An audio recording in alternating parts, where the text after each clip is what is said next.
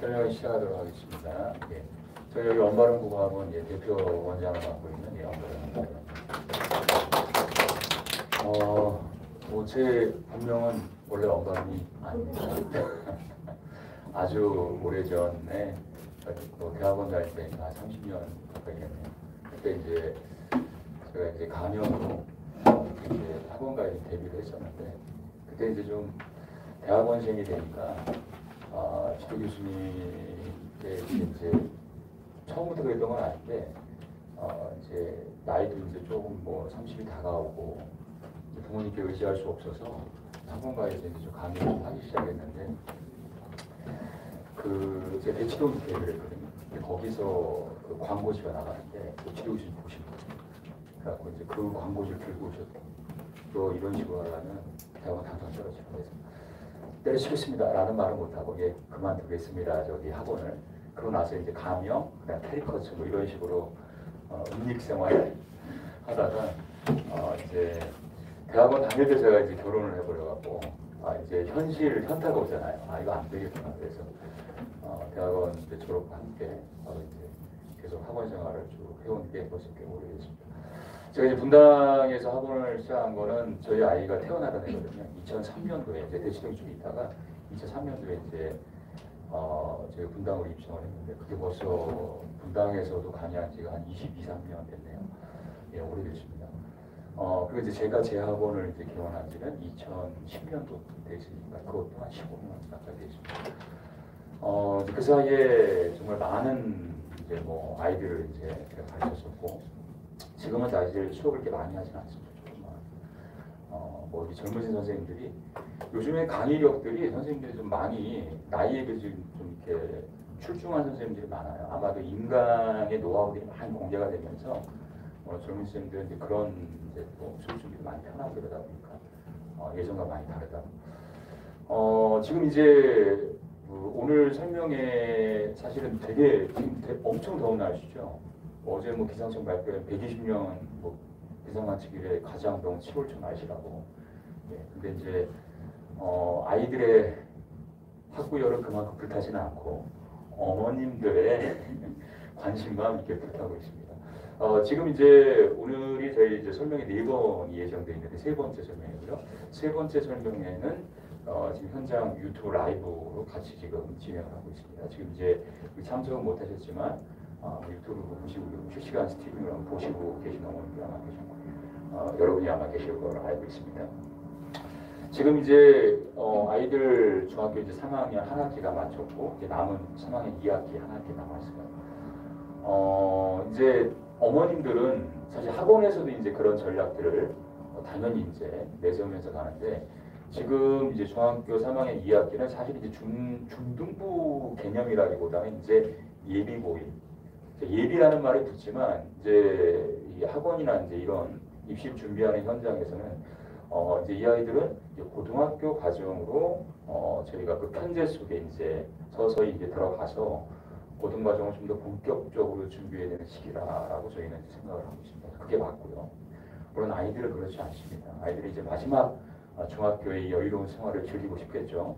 예, 근데 물론 아이들 뭐 이 더운 날씨에 무조건 뭐 학원으로 뭐 이렇게 계속 밀어붙이는 건 아니라는 생각이 들어요. 저도 뭐 아이를 키워봤고, 근데 이제 그런 이제 줄타기 경계면을 잘 잡는 게 정말 중요하겠죠. 어머님들의 욕망이야 뭐 아이들 학원에서 계속 관리 받으면서 수업하고 그것이 성적으로 나타나길 바랄 텐데, 이제 하지만 이제 저희가 현장에서 계속 느끼는 바는 이 여름방학이라는 게 이 여름방학과 이제 겨울방학이 있겠죠. 이 두 번의 방학이 고등학교에 이제 올라가서 아이들의 어떤 성적을 결정하는데 정말 중요한 시기라는 걸 너무 많이 느끼고 있습니다. 물론 이제 제가 이제 사교육기관에 뭐 학원 원장이니까 뭐 어떤 상업적 전략 차원에서 그런 말씀을 드린다라고 할 수도 있겠지만, 실제 그런 부분이 많아요. 왜냐하면 고등학교 벌써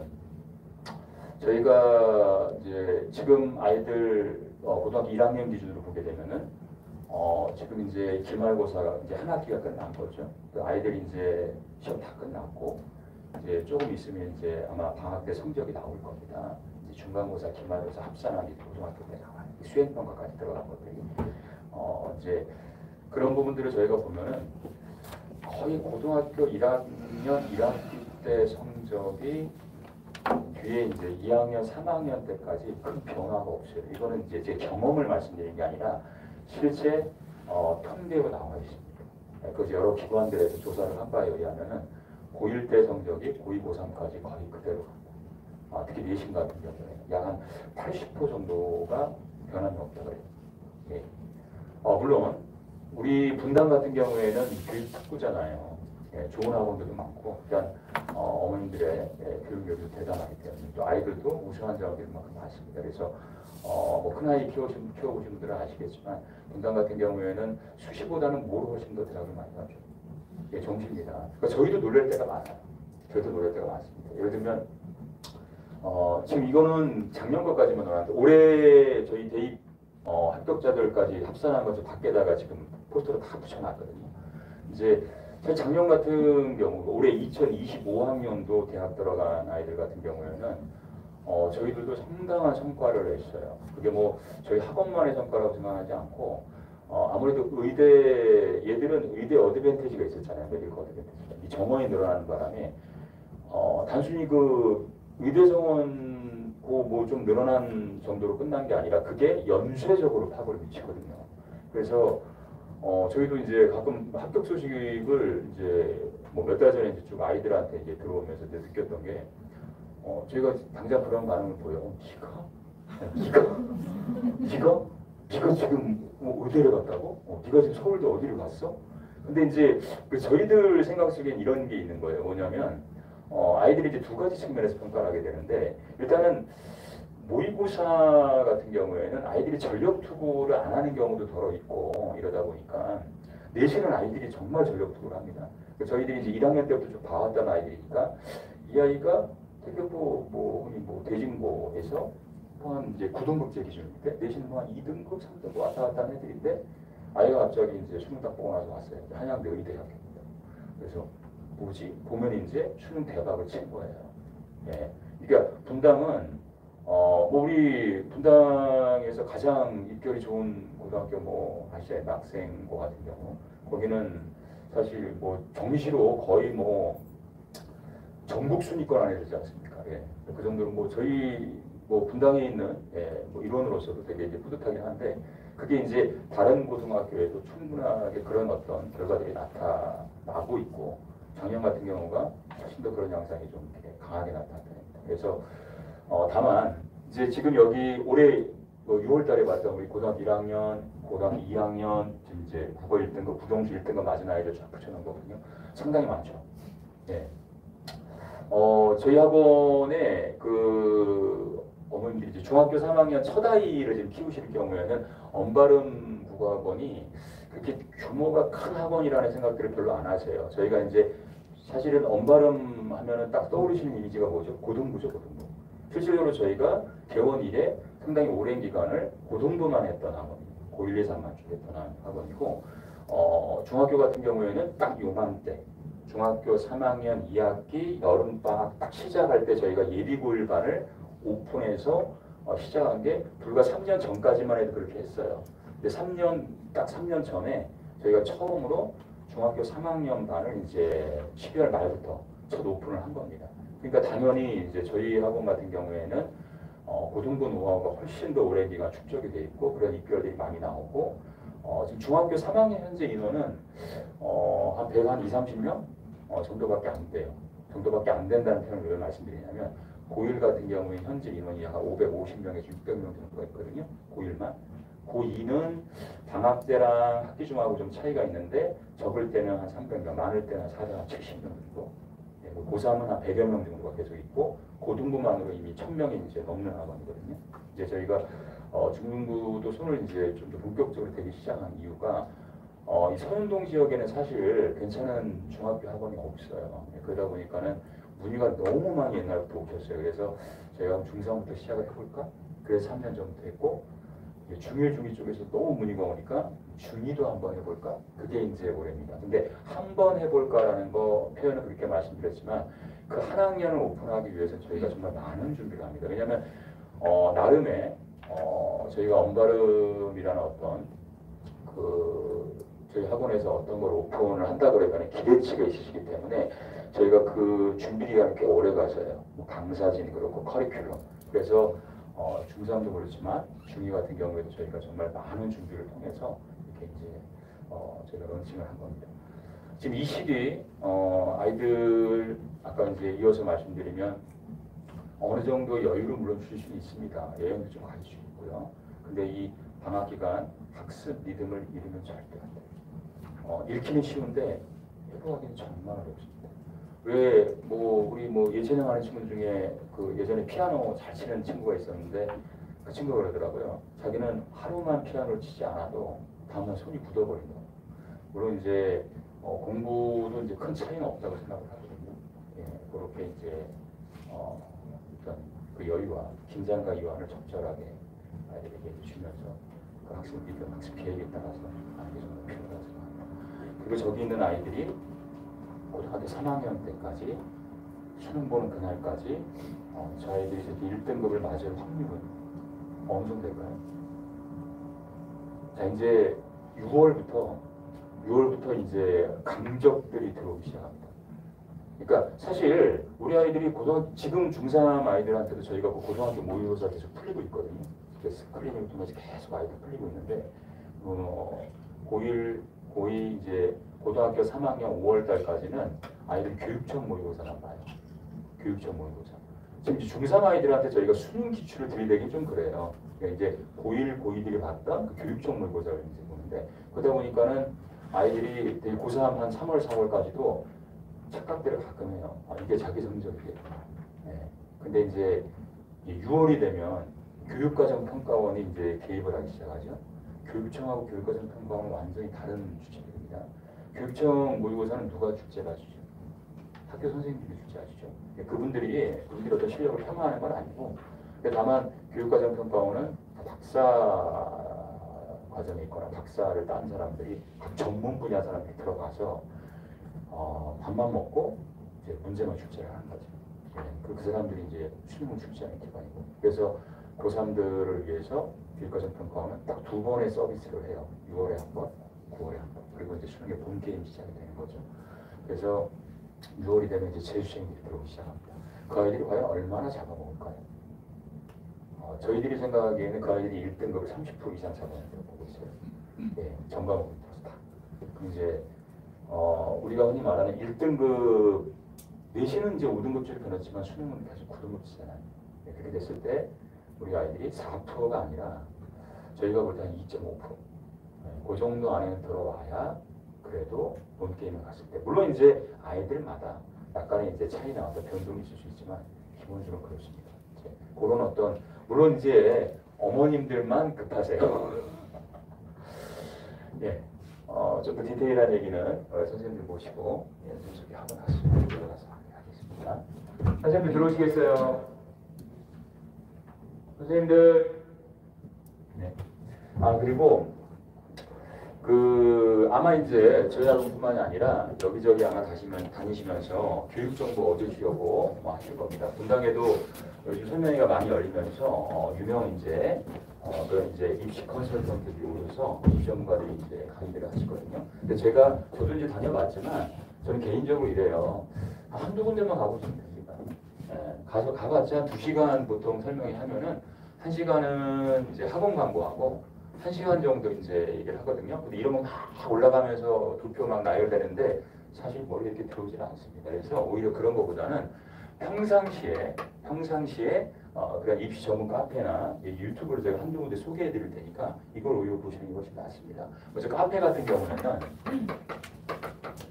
물론 이제 분당에도 맘카페가 있어요. 뭐 분당이나 멤버 같은 경우. 근데 이제 아무래도 이제 지역 맘카페다 보니까 정보량이 전국 단위에 비해서 좀 한정돼 있고 좀 제한적인 부분들이 있죠. 되게 이제 그런 데는 학원 알아보러 많이 들어가시는 거잖아요. 그 외적인 정보는 그렇게 많지는 않고요. 대표적인 데가 대입부가 있습니다. 대학 입시를 부탁해라는 곳이 대학 입시를 부탁해. 여기는 고급 정보들이 정말 많이 올라오고요. 가입을 하시면 됩니다. 어느 정도 활동을 하시면 레벨이 올라가시면서 이제 뭐 의대나 서울대 간 애들 생기부터 들여다볼 수 있어요. 예. 그리고 여기는 컨설팅도 진행을 합니다. 제 같은 경우에는 중학교 지금 3학년 요맘때니까 중학교 졸업하는 거 요때 한번 가셔도 괜찮아요. 컨설팅은 고3 때 받는 게 아닙니다. 고3 때는 그냥 자기 성적 나온 것 같고 이제 어디쯤 갈 수 있나 그 확인받는 과정일 뿐이고요. 그 전에 받으셔야 돼요. 저희 아이 같은 경우에도 2번이나 받았거든요. 그래서 연세대학교 후문에 있습니다. 이렇게 상담 예약하시고 가서 한 시간 반에서 2시간가량 진행되는데 오히려 이제 우리 아이가 좀 어떤 데 관심이 있을까, 어떤 로드맵을 세우면 좋을까 이런 걸 좀 장기적인 플랜을 세우시는데 도움이 우리 되실 겁니다. 너무 늦지 않게 제 생각에는 중학교 3학년 졸업할 무렵 신청하셔갖고 연대 후문이니까 좋잖아요. 네가 가야 될 학교 중에 하나야. 저기 의대가 있단다. 뭐 이렇게. 예. 그 다음에 이제 상위 1% 어머님들이 바라시는 거죠. 상위 1%라는 여기 카페도 아주 유명합니다. 자, 그 다음에 유튜브 같은 경우는 두 군데를 소개해 드릴 텐데요. 유튜브는 이제 우리 이혜웅 소장님, 분당에도 한 번씩 오시는 것 같아요. 설명하시러. 근데 이제 그거보다도 이분이 운영하시는 피기맘이라고 있습니다. 예, 여기 이제 유튜브 한번 들여다보시면 거의 한 주마다 하나씩 좋은 자료들이 업로드가 돼요. 그러니까 훨씬 더 생생하죠. 예, 이게 이제 아무래도 방송으로 나가는 거니까 유튜브 방송으로 많이 심혈을 기울여서 이렇게 얘기를 하시다가 아주 이혜웅 소장님이 식견이 깊으셔서 예, 많이 도움이 되실 겁니다. 또 하나가 되게 재밌는 분인데 입시천재 펜타킬 그래갖고 이분 최승현 소장이죠. 예. 이 두 개만 들으시면 돼요. 제가 보기에는. 예. 뭐 이외에도 되게 많은데 제가 보기에는 가장 이제 재미있게 진행을 하면서도 고급 정보를 매주 올리니까 뭐 운전하시다가 뭐 설거지 하시다가 이렇게 라디오처럼 들어보시면 아마 많은 도움이 되실 겁니다. 예. 선생님 소개해 드리겠습니다.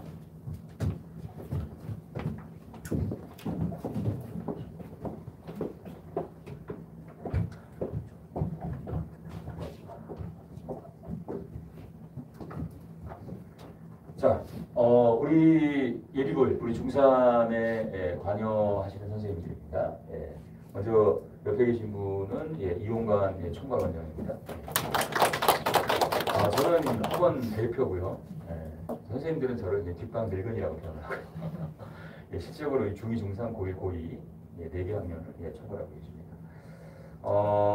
지금 현재 주력으로 수업을 하고 계신 학년이 고등학교 1학년하고 중학교 3학년 현재 정규반에 관여하고 계시고 거기서 이제 레드반 좀 이렇게 상위권반을 수업에 지금 개입하고 계십니다. 저희 학원 오신 지도 한 7, 8년 되셨고요. 저희 학원 오시기 전에도 순회에 있는 모 학원에서 원장을 하셨어요. 벌써 분당에서 한 12년 정도 되셨습니다. 거의 뭐 분당 터질 때감입니다. 뭐 모든 중학교, 고등학교 특성들을 다 아시고 실제도 지금 고등학교 대신에 대신고나 서영고나 태원고등학교 실제 같이 담당하고 계십니다. 뭐 정말 울림통이 벌써 느껴지잖아요. 예, 아주 시원시원한 카리스마. 그러면서도 유머 감각까지 탑재를 했어요. 보세요, 이 표정 변화. 예, 그래서 이 강의력과 유머 감각이 함께 이렇게 이제 버무려지니까 정말 뛰어난 수업에 집중력이 높은 수업을 진행하고 있습니다. 이제 아이들한테는 진짜 한 3,000볼 되는데 그래도 아이들과 호흡을 잘하고 있어요. 별명이 뭐였죠? 어디서 귀여운 척을 하고 있어? 뭐였죠? 선생님 뭐였죠? 선생님들? 내가 기억이 안 나. 내 눈치를 안 보네. 예, 내가 지금 별명을 까먹은 관계로. 예. 예, 드물드물해서. 예, 우리 이원관 원장입니다. 예. 예, 우리 옆에 제가 여기 넘버 2시고 여기 넘버 3입니다. 우리 학원에 선생님 18분이 계신데요. 우리 이종인 부원장입니다. 예. 우리 이종인 부원장 같은 경우에는 현재 고등학교 2학년을 담당하고 계시고 고등학교 2학년 선생님들이 5분이 계시거든요. 그 고2 팀장님이기도 하세요. 근데 고2 담당하신 선생님, 팀장님께서 부원장이 여기 지금 왜 오셨냐? 지금 현재 요 중3 아이들하고 이제 이 아이들이 고등학교 올라갔을 때 아니면 이제 올해 뭐 벌써 이미 8월부터 이미 이제 고2 선생님들 일부가 지금 내려오기 시작하셔요. 이 고2 선생님들이 현재 고등학교 2학년 아이들 고3으로 올려 보내고 이제 우리 중3 아이들하고 이제 같이 이제 하려고 내려옵니다. 한 분씩 한 분씩 견학을 계속 하실 거거든요. 그럼 이제 이 아이를 데리고 고1, 고2까지 2년 넘게 쭉 진행을 하실 겁니다. 예, 그래서 우리 이종인 부원장도 저희하고 오신 지 정말 오래됐습니다. 8년 가까이 되셨고요. 이제 우리 이종인 부원장 같은 경우에도 이제 뭐 내신을 대신 사연을 비롯해서 여러 학교들을 맡고 계십니다. 우리 이종인 부원장의 장점은 저는 한마디로 뭐 탄탄한 강의력이라고 해서 말씀드릴 수 있을 것 같아요. 뭐 문학이나 독서도 수업을 잘 하시지만 우리 이종인 부원장의 우리 학원 선생님 한 20분 계신다 그랬죠. 저희 선생님들 사이에서 별명이 뭐냐면 국립국어연구원이에요. 선생님 세부 전공이 문법이시거든요. 예. 사실 이 문법이라는 부분이 사실 좀 기초를 좀 잘 다져서 이렇게 올라가면은 사실 이렇게 많이 어렵지 않거든요. 근데 이제 그런 부분이 아이들이 취약하다 보니까 고등학교 올라가서 특히 뭐 고1 때는 현대 문법 지금 2학기 때는 이제 고전 문법이 기다리고 있는데 아이들이 영어, 외국어보다 훨씬 더 어려워합니다. 거의 외계어 수준이잖아요. 예. 그래서 이제 우리 이종인 부원장이 이제 이번에 중학교 3학년 문법 특강 여름방학 특강 때 4개 반 전반을 다 1시간씩 수업에 들어가셔요. 아마 아이들이 그동안 들었던 수업하고는 왜 차원이 다른가. 예. 그것을 아주 명징하게 아마 증명을 하실 겁니다. 예.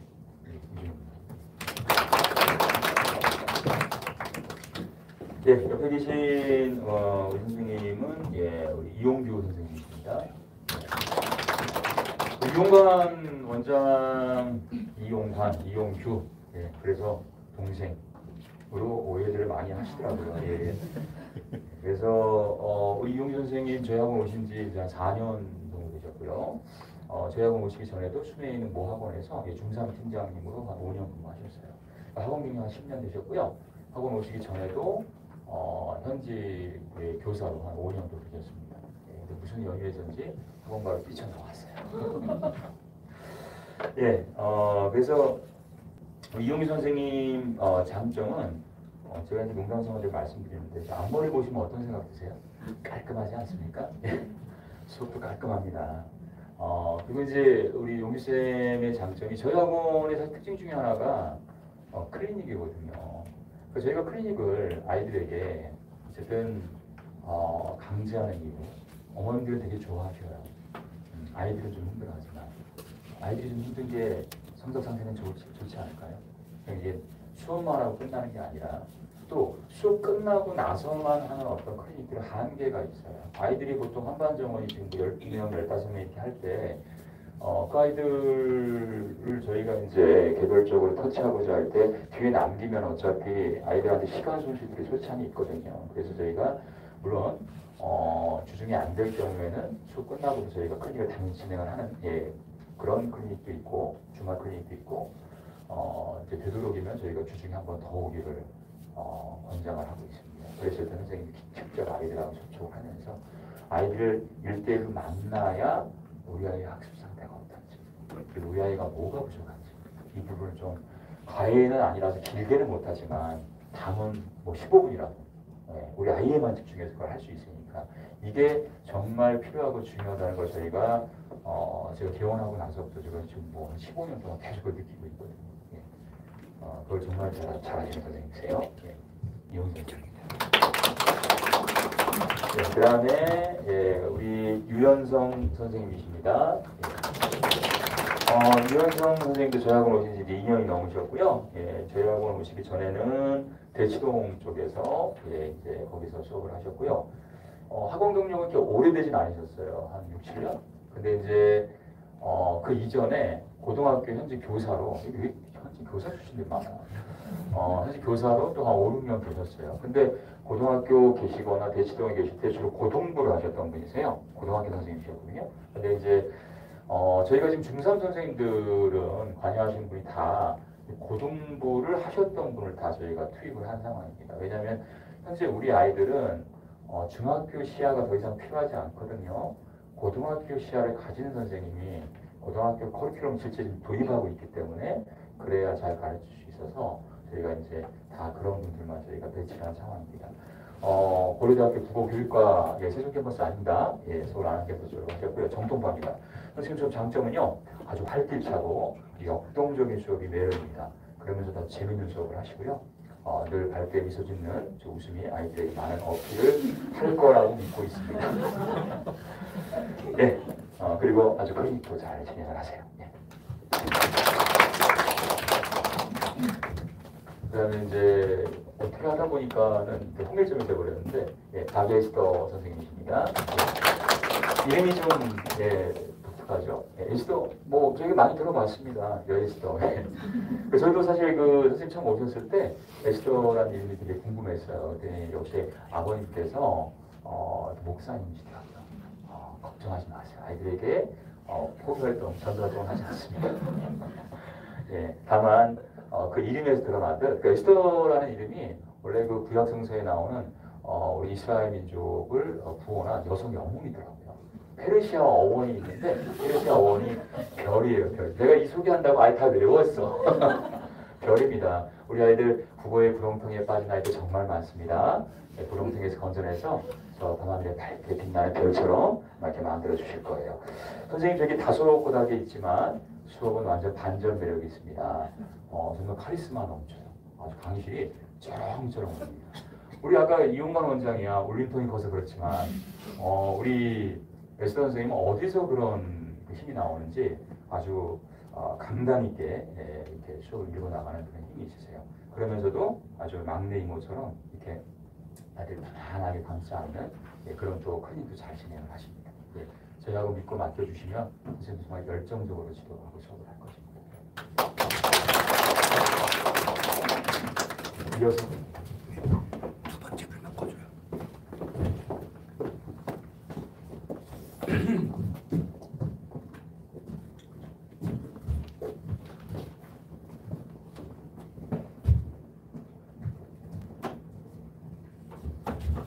네, 정식으로 다시 한번 좀 인사를 드리도록 하겠습니다. 저는 현재 중2 그리고 중3, 고1, 고2까지 총괄하고 있는 총괄원장 이용관이라고 합니다. 안녕하세요. 제가 오늘 오전에 출근하면서 라디오를 듣다가 그 기상 뉴스를 좀 들었는데 오늘 서울이 37도래요. 낮 기온.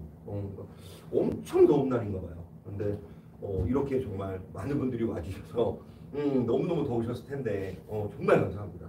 정말 감사드리고 좀 실속 있는 설명회가 되도록 좀 노력을 해보도록 하겠습니다. 일단은 지금 계속 이게 좀 왔다리 갔다리 하고 있는데요. 이게 아까 우리 대표장님이 말씀하셨던 것처럼 6월 모의고사 현재 고1 그리고 현재 고2 아이들이 얼마 전에 봤던 그런 성적들이고요. 나중에 어머님들의 자녀분들도 여기에 이름이 들어가기를 간절히 원합니다. 자, 그리고 이제 시작을 할 거고요. 자, 이런 차례로 들어갈 거고, 자, 저희가 설명회가 1부, 2부로 간단하게 나눠져 있고요. 저는 그냥 짤막하게 뭐에 대해서만 설명드릴 거냐면 대입제도에 대해서 짤막하게 설명드린 다음에 이제 실제 문법 특강이 어떻게 이루어지는지는 아까 우리 이종인 부원장이 또 바톤을 이어서 진행을 할 겁니다. 자, 2028 대학 입시제도. 이거 뭐 말을 안 할 수는 없어요. 말을 안 할 수는 없고 아마 지금 어머님들 다 아시겠지만 지금 어머님들의 자녀분들이 몇 학년도 대학 입시죠? 2029죠. 2020입니다. 2020. 그래서 2028 대학 입시제도를 왜 보냐? 2029를 안 보고 왜 2028을 보냐? 2028 대입제도가 지금 현 중3에게도 그대로 적용이 됩니다. 그래서 2028 대입제도를 봐야 하는 거고요. 2028 대입제도가 정말 많은 변화가 있었거든요. 너무나 많은 변화가 있었기 때문에 그거를 좀 일목요연하게 한번 좀 말씀을 드려볼게요. 자, 일단 첫 번째, 수능 과목이 바뀌었어요. 수능 과목. 그러니까 대수능이라고 하죠. 대학 수학력 시험. 거기에 이제 과목 자체가 좀 많은 변화가 있었습니다. 뭐 수학은 뭐 말할 것도 없고요. 뭐 국어도 역시 말할 거 없는데 국어 쪽만 좀 볼게요. 일단 모두 동일한 과목을 동일한 내용과 기준으로 공정하게 평가하겠다라고 바꿨습니다. 자, 요렇게 바뀌거든요. 지금 현재 고이, 현 고이들은 요렇게 했었어요. 현 고이들은. 그러니까 공통 과목으로 독서와 문학을 무조건 더 봤었어야 하는 거고 선택 과목으로 합법과 작문, 언어와 매체 요 둘 중에 하나를 선택해서 대수능을 보는 거예요. 국어 시험을. 근데 이거의 가장 큰 문제점이 뭐였냐면 상위권. 상위권 아이들은 선택 과목에서 언어와 매체를 대부분 선택을 하고요. 중위권서부터 그 밑에 아이들은 대부분 합법과 작문을 보통 선택을 해요. 왜 그러냐면 언어와 매체에서 이 언어라는 게 사실 문법이에요. 그러다 보니 문법을 조금 하는 애들은 말 그대로 약간 상위권일 수밖에 없거든요. 상위권 아이들은 문법을 좀 해요. 그래서 문법을 잘하니까 언어와 매체를 선택하는 이런 상황이 벌어졌습니다. 그런데 역효과가 뭐냐면 아이들이 고등학교 2학년 딱 올라갈 때부터 벌써 그런 아이들이 있어요. 선생님, 전 문법 버렸어요. 전 문법 안 할래요. 저 어차피 수능에서 합법 과정을 선택해서 시험 볼 거니까요. 저 문법 안 할래요. 이런 아이들이 꽤 많이 생겼어요. 그래서 교육부가 이렇게 바꿨죠. 이렇게 바꿨어요. 공통. 그냥 다 똑같이 봐라. 이거예요. 문법 뺄 생각하지 마라. 그래서 제 생각에는 대학 수학력 시험 보기 바로 하루 전까지라도 문법 공부는 계속 하게 될 거예요. 문법은요, 그냥 무조건 다 맞아야 돼요. 무조건 다. 문법이 총 5문항 정도가 나오거든요. 5문항 정도가 나오는데 그 5문항 중에 4문항 정도는 단독 문제로 문법 문제가 나오고 한 문항 정도는 다른 분야와 섞어서 나오는 이런 형태로 이제 2028 대입이 수능이 그렇게 만들어졌거든요. 그래서 제일 중요한 건 어쨌든 문법이라는 거. 문법이 가장 중요합니다. 아니 쌤, 독서가 그렇게 어렵다는데 왜 문법이 더 중요해요? 왜냐면요, 독서나 문학은요 어쨌든 하나 이상은 틀려요. 하나 이상은 틀립니다. 대부분의 상위권 아이들이. 물론 가장 정말 극상위권 아이들은 다 맞겠죠. 극상위권 아이들 다 맞겠지만 거의 일반적인 상위권들이라면 독서나 문학에서 하나씩 정도는 틀립니다. 단 문법에선 절대 안 틀립니다. 그러니 남들 안 틀리는 거에서 내가 틀리면 그만큼 등급 쭉쭉 내려가겠죠. 그래서 문법이 중요합니다. 자, 두 번째 변화. 5등급 체제로 내신이 바뀌었어요.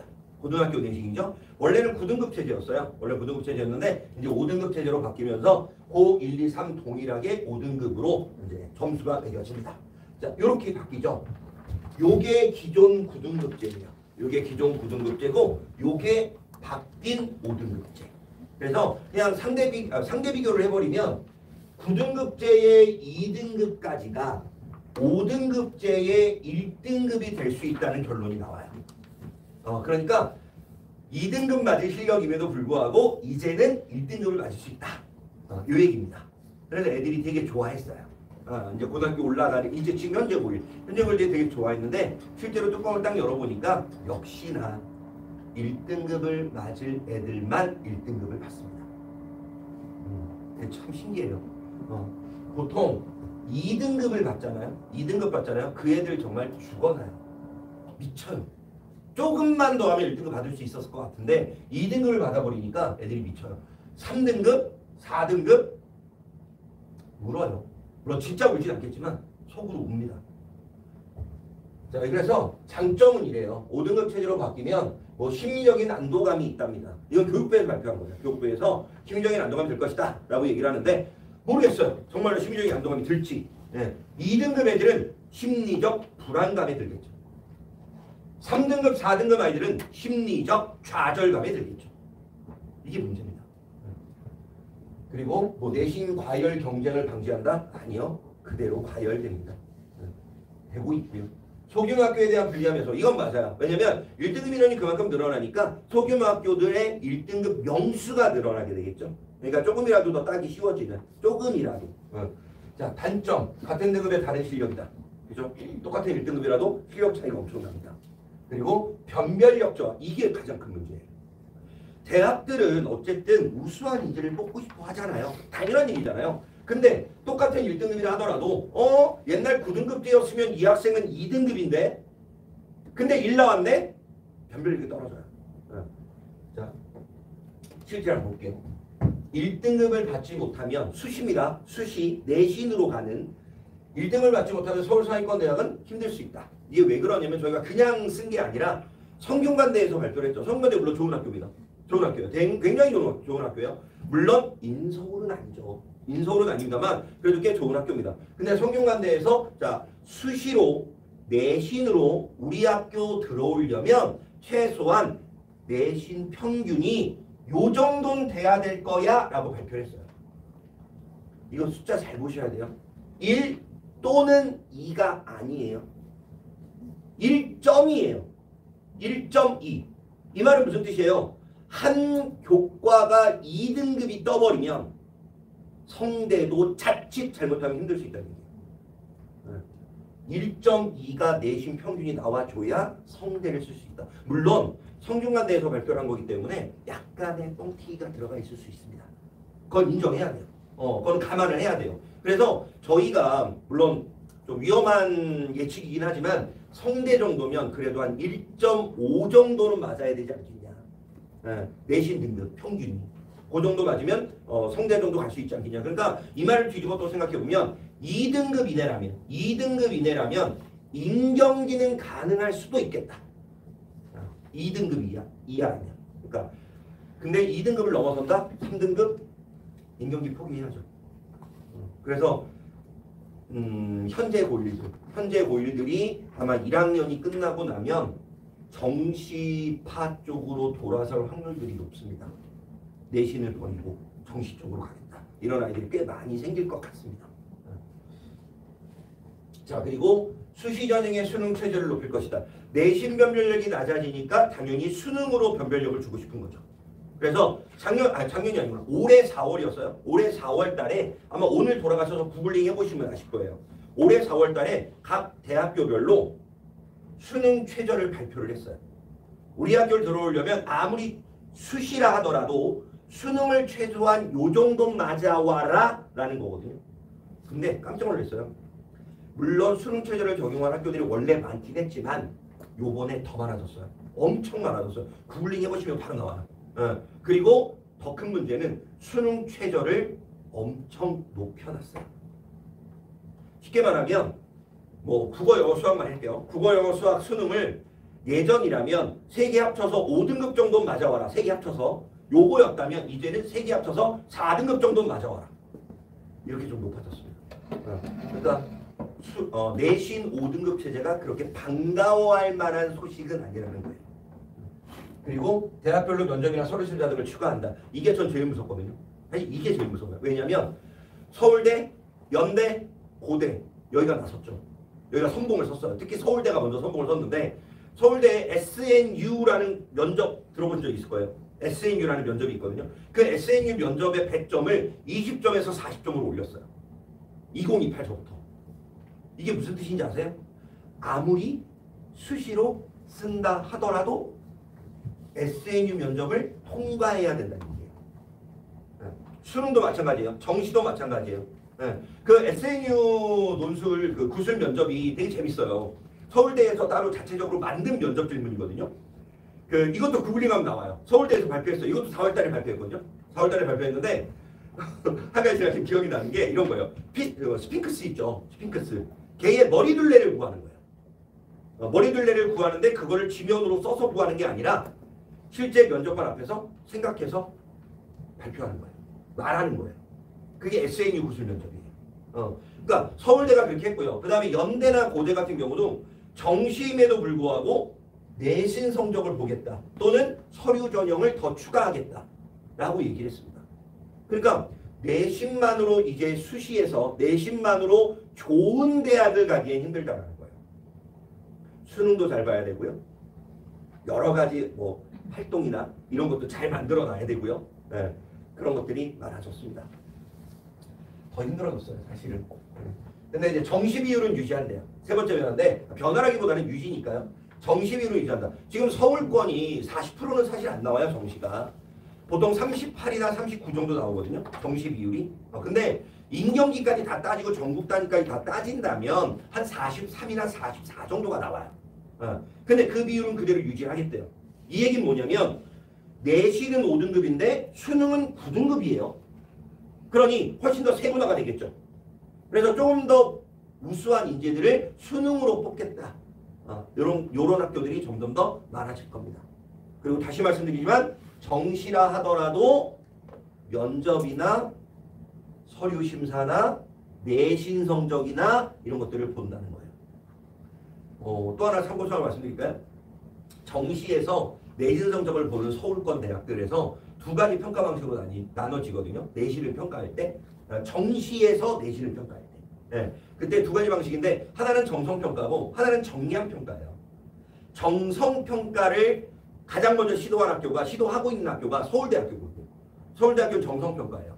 그리고 나머지 연대, 고대 이런 데는 정량평가예요. 정성과 정량의 차이는 뭐냐? 정성은 옛날 학종이라고 보시면 돼요. 학생부 종합전형. 그러니까 모든 세특활동까지 다 보는 거예요. 서울대는. 그리고 연대, 고대는 정량평가예요. 정량평가는 그냥 점수만 보는 거예요. 딱 찍혀진 점수. 몇 점, 몇 등급 이것만 보는 거예요. 그래서 서울대는 약간 주관성이 좀 개입될 수밖에 없고요. 연대나 고대는 그래도 객관적인 평가를 좀 하려고 노력을 하고 있습니다. 그러니까 수능도 잘 봐야 되고요. 자, 이렇게 이제 2028 대입제도를 간단하게 좀 말씀을 드렸고, 제일 중요한 건 2028 대입제도 제일 중요한 건 어쨌든 딴 거 없어요. 그냥 수시도 준비해야 되고 정시도 준비해야 된다는 거예요. 내신과 수능을 모두 잡아야 되는 거고, 지금의 복병은 문법이라는 거. 복서나 문학은 누구나 다 열심히 하니까. 문법은 포기자가 생기니까. 그래서 문법에 사활을 거셔야 됩니다. 자, 지금까지 청관원장 이용관이었습니다. 감사합니다.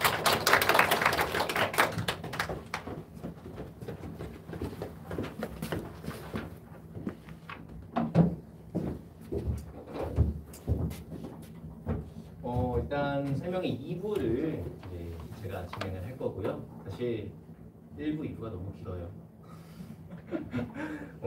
지금 이 자리에 어머님들이 오셨는데 사실은 이제 고등 국어가 더 궁금하실 거라고 생각을 해요. 아마 입시 같은 경우에는 어머님들도 이제 많이 정보 들으셨을 거고 다른 학원에서도 많이 좀 정보를 들으셨을 텐데 저는 이제 딱 국어라는 과목에 한정을 해서 지금 사실 중학교 아직 3학년이 끝나지도 않았잖아요. 근데 주변에 보시면은 너나 할 거 없이 막 주변에 자녀들 보면은 다 국어학원 보내고 있고 안 보내자니 불안하고 이게 도대체 왜 보내야 되는 건지에 대한 좀 합리적인 이유, 이런 근거들 이런 것들을 제가 좀 설명을 최대한 디테일하게 해드리겠습니다.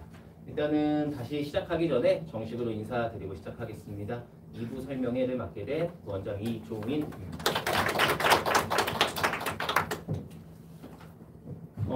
일단은 중등국어와 고등국어의 차이점을 먼저 간단하게 말씀드릴 건데요. 제가 뭐 과장해서 이야기를 하면은 중학교 국어와 고등학교 국어는 그냥 다른 과목이다라고 생각을 해주시면 돼요. 중학교 때 아무리 잘하던 학생이라고 하더라도 고등학교 올라갔을 때 생각보다 충격적인 점수와 등수와 등급을 받아가는 게 현실이다라고 생각을 해주시면 되고, 이유는 간단해요. 첫 번째 보면은 양도 증가하고요. 중학교 때 시험 범위 대비했던 그런 거를 비교할 수 없을 정도로. 그다음에 깊이도 굉장히 깊어집니다. 고등학교 1학년 내신의 수준이 어느 정도냐고 물어보면은 학교마다 좀 편차가 있겠지만 고등학교 3학년 수능과 비교를 했을 때 저는 특정한 학교에서는 그냥 고3 수능 시험과도 비교해도 된다라고 생각이 들어요. 생소한 분야라고 했는데 정말 다양한 소재가 나와요. 학교 선생님의 역량에 따라 다르겠지만 예를 들어서 고등학교 1학년 시험 범위에 한강 작가의 소설이 시험 범위에 들어가는 학교도 있고요.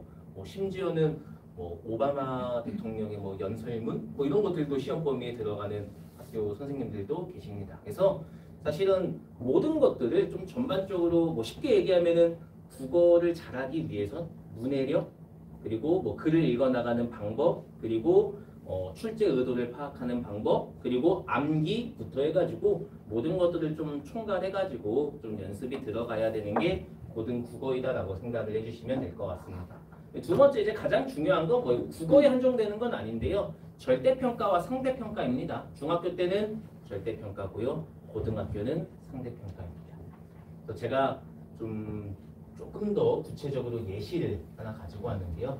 100명이라는 학생이 있어요. 100명의 학생이 있다고 가정을 했을 때 실제 고등학교에서 뭐 학교마다 다르긴 하겠지만 분당에 있는 중학교들을 쭉 조사를 해보면 대략적으로 A라는 좀 점수를 받아가는 학생들이 평균적으로 한 40% 정도 된다고 조사가 돼요. 중학교 때.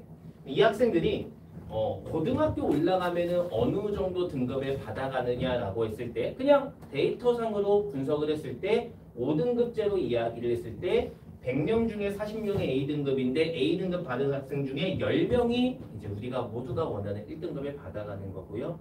그리고 34명까지가 2등급을 받아가는 거고요. 그리고 3등급을 받아가는 6명도 있습니다. 이게 굉장히 중요한 이야기인데요. 아무리 우리 학생이 중학교 때 100점을 한 번도 놓치지 않았던 그냥 뭐 학원도 안 다니고 중학교 때 국어를 잘하는 학생이라고 하더라도 실제 고등학교 올라가면은 뭐 5등급제로 따졌을 때 3등급을 받게 됩니다.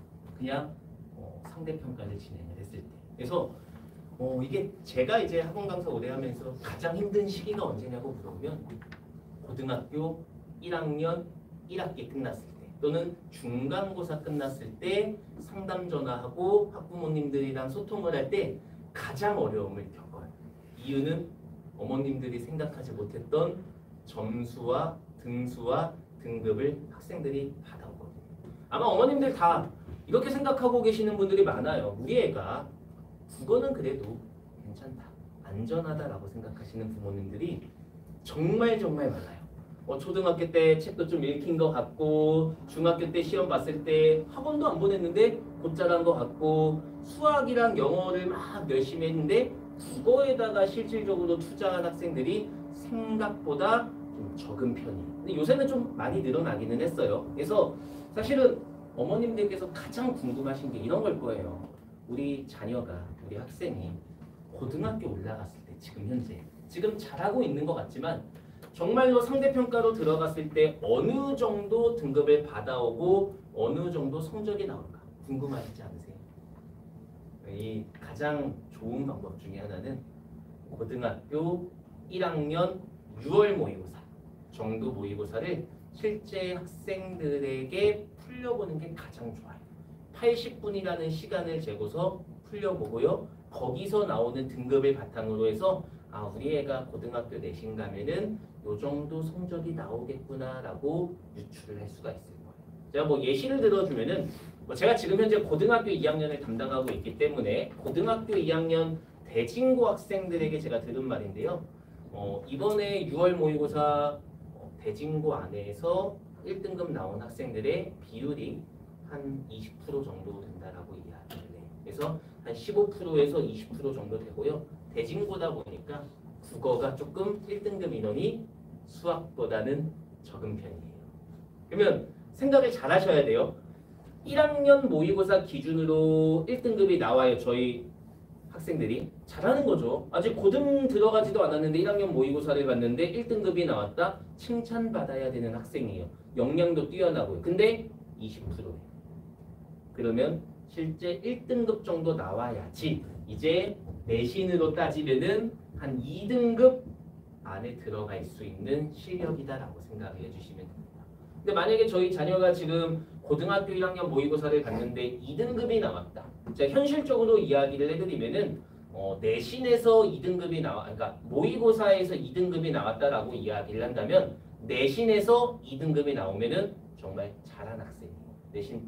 내신과 또 모의고사는 좀 다르기 때문에 성실하고 열심히 정말 공부를 한 학생들이 2등급 정도 나오지 않나라고 생각을 해주시면 됩니다. 이게 약간 고등학교 올라갔을 때 분당이라는 이 교육 특수 지역에서 좀 받아가는 학생들의 실제 성적이다라고 생각을 해주시면 돼요. 왼쪽에 잠깐 보시면은 실제로 등급을 조사를 했을 때 이제 가장 최근이죠. 6월 모의고사 고등학교 1학년 비율은 뭐 1, 2등급 받아가는 학생들이 학원 재원생 기준은 한 45%, 2학년은 한 52% 정도 좀 나왔어요. 아무래도 모의고사에 대한 대비가 조금 더 진행된 학생들이다 보니까. 그래서 좀 한 번쯤 궁금하시면은 모의고사를 한번 학생들이랑 시간을 재고서 풀어보면은 좋지 않을까 생각이 들어요. 아마 엄마 나는 국어학원을 왜 다녀야 되는지 모르겠어 라는 학생들이 있다면 그래? 그러면 한번 모의고사를 한번 치러보자. 이런 좀 그래서 너가 어느 정도 성적이 나오면 너의 의견을 따라주고 너가 성적이 안 나왔을 때는 엄마 말을 믿고 지금 가야 된다라고 생각을 해주시면 돼요. 이 5등급 제도가 사실 시행이 된 지 이제 올해가 처음이기 때문에 저는 경험을 안 해봤어요. 저는 지금 고등학교 2학년 수업을 하고 있기 때문에 사실 고등학교 1학년 지금 시행되고 있는데 제가 지난번 설명회 때도 이 학부모님들이랑 이런 이야기를 잠깐 했는데 5등급 제도가 됐을 때 내신이 9등급 제도에서 5등급 제도가 됐을 때 학원 강사 입장에서 제 입장에서 저도 아직 경험은 안 해봤지만 좋을지 나쁠지에 대한 고민을 많이 해봤거든요. 그냥 사적인 이익을 위해서 나한테 유리할까 유리하지 않을까에 대한 이야기를 한번 생각을 해봤는데 저는 제가 학원 강사 입장이라면은 나쁘지 않다라는 생각을 했어요. 이제 정말 어머님들 잘 들어주세요. 이유가 뭐냐면은 예를 들어서 우리 자녀들이 1등급이 나오면 너무나 좋죠. 근데 어차피 10%예요. 2등급이 나왔다고 생각을 한번 해볼게요. 2등급이 나왔을 때 제가 만약에 나중에 부모님들이랑 여기 계시는 학부모님과 상담을 진행을 한다라고 했을 때 제가 상담을 어떤 식으로 진행할 것 같으세요? 꿈과 희망을 드릴 거예요. 한 등급만. 그러면 1등급이 나온다. 조금만 더 노력을 하면 된다. 근데 이게 현실적으로 생각을 해보면 지금 5등급 제도에서 2등급 받은 학생은 이 편차가 진짜 커요. 여기에 속으면 안 된다라는 생각이 들거든요. 예를 들어서 11%인 학생들 같은 경우에는 굉장히 피해를 보는 학생일 거예요. 기존의 9등급 제도였으면 2등급이 떴을 텐데 이제 5등급 제도로 바뀌면 2등급이 나왔는데 실제 5등급 제도에서 2등급은 이제 기존의 9등급 제도 4등급 학생이랑 동일한 이제 등급으로 포함되는 그 겹치는 그런 구간의 피해자가 발생을 할 거예요. 근데 제가 지금도 계속 상담 전화를 하는데 제가 9등급 제도에서 4등급 나오는 학생이랑 부모님들이랑 상담을 할 때 어머님 괜찮습니다. 우리 학생 조금만 노력하면 1등급 가질 수 있습니다. 4등급 나오는 학생들에게 그런 희망을 주진 않아요. 왜냐면은 조금만 더 노력해가지고 3등급 파야 되고 뭐 부족한 점을 채워나가고 이런 현실적인 더 조언을 하겠지만 이 5등급 제도라고 이야기를 했을 때 상담이 굉장히 어떻게 보면은 좀 편해질 수도 있겠구나라는 그냥 상상을 한번 해봤어요. 나중에 어머님들 저한테 속지 마시고 다른 학원에도 속지 마시고 정말 어떻게 해서든지 1등급 안으로 들어가려고 해야 되는 그런 좀 목표를 세우는 게 좀 바람직하다라고 생각을 합니다. 자, 그리고 나서 이런 치열한 중등국어와 고등국어를 이제 차이가 있는데 고등국어에 대한 대비를 어떤 식으로 해야 되는지에 대해서 제가 좀 간단하게 말씀드리면은 이번에 저희 언바른국어학원에서 문법 특강으로 5주 완성반으로 개강을 합니다. 대부분의 국어학원은요. 일주일에 3시간 수업일 거예요. 저희 언바른국어학원도 3시간 수업이고요. 3시간 중에 3시간을 전부 다 문법으로 진행하는 여름방학 특강이에요. 그러면 15시간 정도 문법만 집중적으로 수업이 진행되는 이번 특강이 이루어지고요. 이유가 뭐냐? 조금 이따가 보여드릴게요. 그리고 나서 이제 가을 학기가 들어가고 본격적으로 예비 고일이 들어갔을 때, 겨울방학이 들어갔을 때는 1시간은 문법, 1시간은 문학, 1시간은 이제 독서, 비문학 수업이 진행이 될 거예요. 그러면 이걸 봐주세요. 3 곱하기 5를 하면 15시간 정도죠. 15시간 정도 수업을 들으면은 고등문법에서 현대문법 파트 부분에서 얼추 좀 고등학교 1학년 때 중요한 좀 범위를 한 바퀴 돌려나갈 수가 있어요. 그리고 나서 가을 학기도 한 15주 정도가 될 거예요. 여기서 시간을 계산을 해보면 한 15시간 정도 다시 문법을 또 공부하고 들어가는 거겠죠. 그리고 겨울 학기 들어가면은 이제 겨울방학이 되겠죠. 이때도 다시 처음부터 반복을 해서 한 바퀴를 더 돌리고 들어갈 거예요. 그러면 총 저희 학생들이 3월달 고등학교 들어가기 전에 많은 학생들이 문법을 한 3바퀴 정도는 돌리고 들어간다라고 생각을 해주시면 돼요. 이게 맞을까요, 어머니?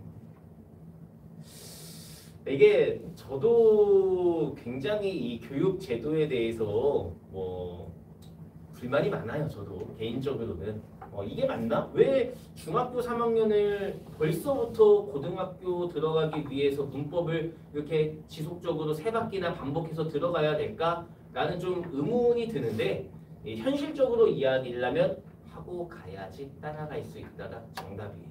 제가 딸이 있는데요. 제 딸이 4살인데요. 제 요새 최대 고민이 뭔지 아실지 모르겠는데 이제 내년이면 5살이 되거든요. 그러면 이제 저도 이제 아마 어머님이랑 똑같이 어떤 다른 곳에 가서 설명회를 듣고 있을 수 있어요. 유치원에 대한 고민을 하고 있어요.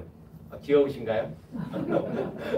근데 되게 고민이 돼요. 왜냐면은 저도 지금 제가 분당에서 중학교, 초등학교, 고등학교 임예고까지 해서 다 나왔고 그리고 지금도 분당에서 이제 자녀를 키우고 있는데 영어 유치원을 보내야 될지 일반 유치원을 보내야 될지 아니면은 어린이집을 5살에 무슨 학습이야 어린이집을 더 유지해야 될지 막 되게 갈등이 되고 이게 정말로 대한민국 현실이구나라는 절감이 들면서 어머님들과 학생들이 너무 힘들었겠구나라는 거를 이제 사실 좀 깨닫고 있는 중인데 제가 이제 반대로 생각을 해서 지금 현 교육제도에서 제 자녀가 중학교 3학년 여름방학이다.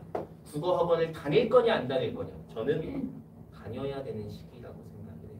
엄마는 국어학원이 아니더라도 지금 다녀줘야지 정상적으로 고등학교 때 따라갈 수 있어요.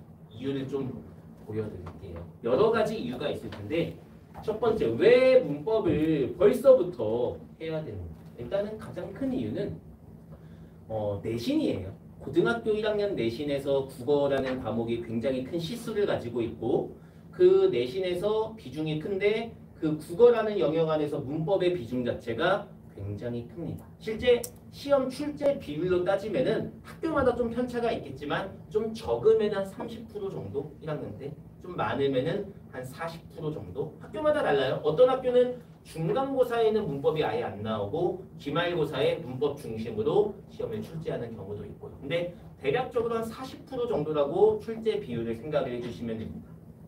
근데 두 번째, 이건 출제 비율입니다. 실제 문법의 변별력과 문법의 중요도를 이야기를 해보면 뭐 5등급 제도도 제가 환산을 해서 한번 표를 만들어 봤는데 국어 1등급이 나오는 학생들 같은 경우에 문법, 문학, 외부 지문이 보통 출제 요소라고 이야기를 했을 때 문법과 문학이 틀리는 비율을 봤을 때 비슷해요. 근데 이제 2등급 나오는 학생들을 보면은 문법을 상대적으로 문학보다 훨씬 더 많이 틀리는 게 일반적이에요.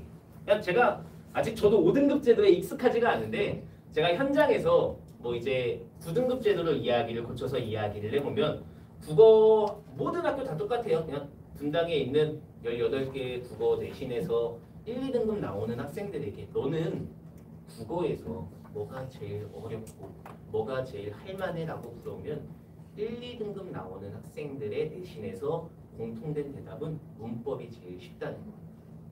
그리고 반대로 3등급 나오는 학생들에게 4등급 나오는 학생들에게 물어보면은 문법이 가장 어렵다. 이 문법이라는 거는 사실은 국어라는 큰 영역에서 봤을 때 유일하게 노력으로 커버할 수 있는 영역입니다.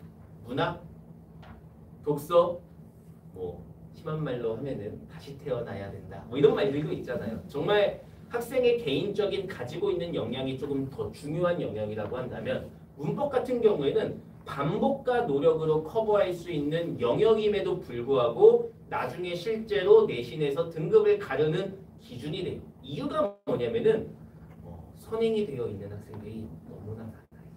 그 학생들을 따라잡기 위해서는 문법을 조금 빨리 시작을 해주는 게 맞다라고 생각이 듭니다. 그래서 문법을 잡아놓으면은 일단 내신에서 좀 안정적으로 될 거고 문법을 잡아놓으면은 사실은 문법을 잡았다고 해서 문법을 잘 맞는 게 포인트가 아니라 문법을 잡았기 때문에 문학을 공부할 수 있는 시간도 확보가 될 수 있고요. 그러다 보면 다른 과목도 공부할 수 있는 시간이 확보가 될 거예요. 그래서 문법은 정말 지금부터 시작을 해야 된다라고 다시 한번 말씀드릴게요. 자, 그 다음에 문법은 얼마나 공부를 해야 되고 이거를 왜 지금부터 시작해야 되는지 조금 더 제가 깊게 얘기를 해드리면은 어머님들께서 첫째가 있으신 분은 모르겠지만 좀 처음 첫째 이제 지금 자녀가 첫째라고 한다면 생소할 거예요. 문법이란 국어 문법 어머님들 학교 다니실 때 배워본 적 있으세요? 잘 아마 많이 배워보진 않으셨을 거예요. 저도 제가 고등학교 다닐 때 수능에서 문법이 나왔던 것 같기는 한데 뭔가 학습적으로 접근하기보다는 그냥 모국어 사용자라면 맞출 수 있는 정도의 수준이었는데요. 지금 현행 교육과정에서 문법은요 정말 과탐 정도, 사탐 정도 한 과목 정도의 좀 투자와 노력이 필요한 그런 영역이다라고 생각을 해주시면 돼요. 제가 크게 큰 틀에서 알려드릴게요. 현대 문법이 있고 고전 문법, 중세 문법이 있어요. 고대, 중세, 근대 국어라고 이야기를 하는데 그래서 현대와 그냥 국어사, 중세 문법이라고 나눈다고 했을 때 현대 문법은 다시 의문 파트와 단어 파트와 문장 파트로 나뉘어집니다. 그래서 세 가지 영역으로 나뉘어지는데 고등학교 1학년 내신에서 실제로 출제되는 파트는 의문 파트와 문장 파트의 일부가 고등학교 1학년 내신에서 출제가 되고요. 그리고 나서 2학기 들어가게 되면은 중세국어가 이제 시험 범위에 출제가 되는데 문제는 이거예요. 대부분의 학교에선 첫 번째 시험으로 의문 파트를 시험 범위로 설정을 합니다. 그러면은 어차피 1학년 1학기에 의문 변동이라는 파트가 시험 범위 출제가 되면은 의문 변동을 정말 열심히 공부하면 되지 않을까 라고 생각이 되는데 이게 안 돼요. 문법은요 이렇게 공부하는 영역이 아니에요. 자, 다시 말하면 의문 파트를 공부를 하고요. 단어 파트를 공부하고요. 문장 파트를 다 공부해야지 그 다음 수준의 의문 파트로 진행이 될 수 있습니다. 심지어는 이 단어라는 파트, 형태론이라는 파트 자체는 고등학교 1학년 내신 교과서에 수록되어 있는 범위가 아니에요. 근데 이걸 알고 있어야지 문법이 의문이 완성이 되는 구조를 가지고 있는 게 고등학교 문법이다라고 생각을 해주시면 돼요. 자료집의 74페이지를 보시면은 제가 예전에 맹모라는 그 카페에다가 좀 문법을 우리 자녀들이 어떤 식으로 공부를 해야 되는지에 대해서 좀 간략하게 쓴 글이 있어요. 나중에 뭐 시간 나실 때 한번 읽어보시면 좋을 것 같고요. 이게 지금 조금 이해가 안 가실 것 같아가지고 제가 설명의 자료집에는 없는데 급하게 PPT를 하나 더 만들어서 하나 추가를 했습니다. 문법은요 어려워요. 그리고 문법이라는 건 아까 노력으로 극복할 수 있는 과목이라고 이야기를 했잖아요. 이유가 뭐냐면은 암기가 되어 있어야 되는 영역이에요.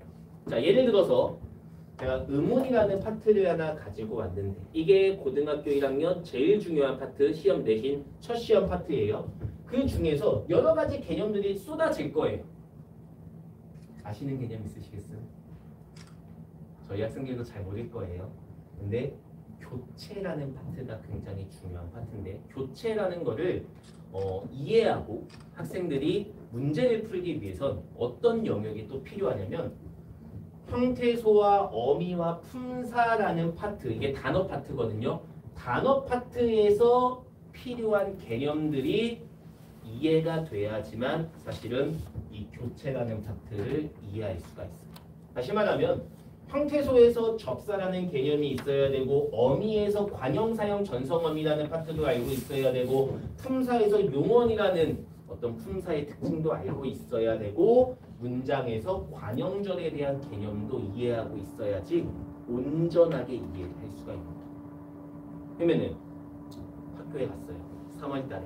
저희 가정을 한번 해볼게요. 중학교 때 정말 좋은 성적이 나왔고 국어는 알아서 잘할 것 같아요. 믿었어요.